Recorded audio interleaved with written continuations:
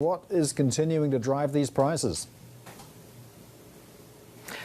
Good morning, Paul. It's another simple equation of supply versus demand. Migration is up here in Australia. There's a really hot rental market here. It's less than 1% vacancy. There's just not a lot of properties for sale either. That was throughout the month of September. So nationally, prices were up around 1%. The southern city of Adelaide drew the most gains, up 1.7% for the month.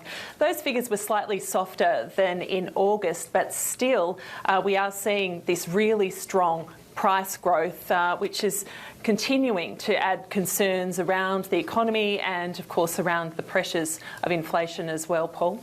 What's the outlook? When can we expect prices to cool a little bit?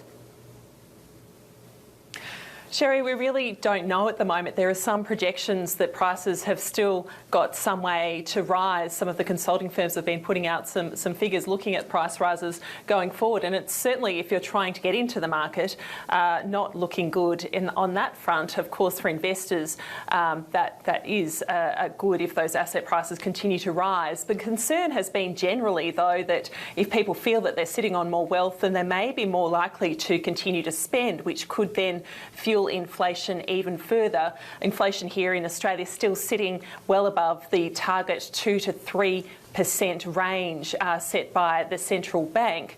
So there are concerns going forward, really, as migration here continues to surge, that there really is no end in sight. Prices will remain strong, and the flow-on effects from that remain as well, that being the really tight rental market and, of course, people trying to break in to buy their own properties here. The other factor, of course, is with the economy here is a lot of people are on these floating rate or variable mortgages and will be shifting from fixed to variable in the next few months, and that is going to put a lot of pressure on household budgets as well.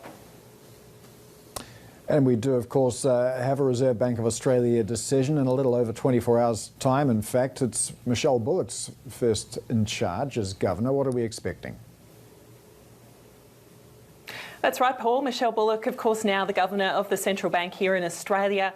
It is widely expected that interest rates will stay paused here at 4.1%. That is widely tipped to happen tomorrow. We're in a very data-driven environment at the moment as Governor Bullock looks at all the pieces of information coming through to put together that puzzle of what to do going forward from here. We know we've got weaker retail sales. There's been some softer data come through on job vacancies as well.